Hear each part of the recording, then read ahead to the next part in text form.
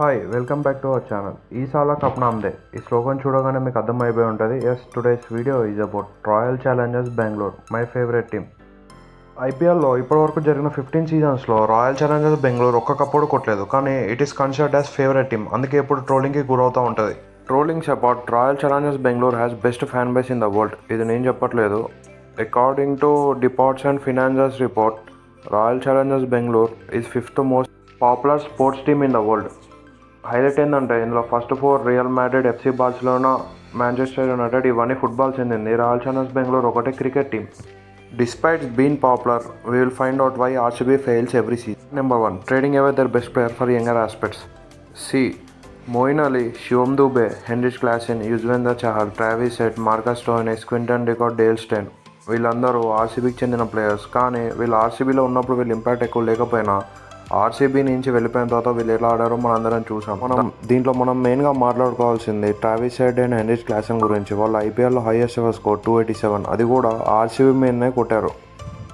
ఈ లిస్ట్లో మనం ఇంకా మాట్లాడుకోవాల్సింది KL Rahul and Shane Watson. KL Rahul IPL హిస్టరీలో one of the most successful batsmen and Shane Watson Chennai cup కొట్టడంలో కీ రోల్ ప్లే చేశారు. ఇలాంటి ప్లేయర్స్ని 1 లేదా 2 బ్యాడ్ సీజన్స్ వల్ల వదిలేయడం ఇది చాలా పెద్ద మిస్టేక్. ఇంకా next point, week bowling lineup.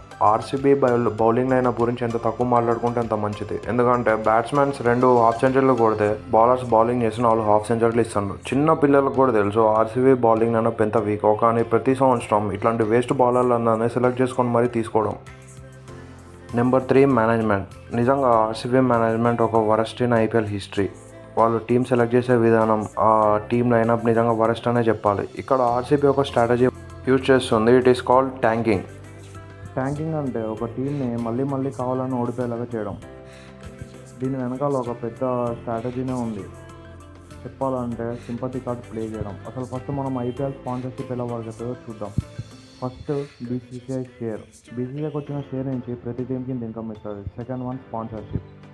Third one obviously tickets. Fourth one merchant rights. And fifth one IPL trophy. IPL trophy వల్ల పెద్ద యూజ్ లేదు, ఎందుకంటే 20-30 crores is not a matter for that team. This year Chennai Super Kings లాంటి టీంకి 85 crores deal వచ్చినప్పుడు RCB లాంటి team కూడా 75 crores deal వచ్చింది. ఐపీఎల్లో హైయెస్ట్ ప్రైజ్ ఉన్న టికెట్స్ ఆర్సీబీ టీమే. RCB brand value Mumbai, Kolkata, Chennai తర్వాత 4th position. RCB jersey price కూడా చెన్నై, ముంబైలో. నెక్స్ట్ 4 yearsలో RCB media rights Mumbai Indians దాటి 2nd పొజిషన్లో. ఒక ఫెయిల్యూర్ టీం ఇన్ని సక్సెస్ఫుల్ టీంతో ఎలా కాంపిటీషన్ ఇవ్వగలుగుతుంది? దానికి only reason the king Virat Kohli. Virat Kohli అన్న ఒక బ్రాండ్ వాల్యూని యూజ్ చేసుకొని ఆర్సీబీ వరల్డ్లో ఉన్న టాప్ టీమ్స్ అన్నిటితో కాంపిటీషన్ ఇస్తుంది. And literally world popular team ఉండడానికి రీజన్ కూడా విరాట్ కోహ్లీనే. ప్రతి ఫ్యాన్ అనుకుంటాడు విరాట్ కోసం ఒక కప్ అయినా కొట్టాలని. దీన్నే ఆర్సీబీ ట్యాంకింగ్ రూపంలో ఒక స్ట్రాటజీ లాగా వాడుకుంటుంది. ఎనీవే, విరాట్ కోహ్లీ ఉన్న రోజులు ఆర్సీబీ బ్రాండ్ వాల్యూ కొంచెం కూడా తగ్గదు. కానీ విరాట్ ఒక్కసారైనా కప్పు కొడితే బాగుండేది కదా. ఎనీవే, ఫ్యూచర్లో కొడుతుందని ఎక్స్పెక్ట్ చేద్దాం. If you like this video, please like and subscribe to our channel mister Gautam. And thank you for watching this video.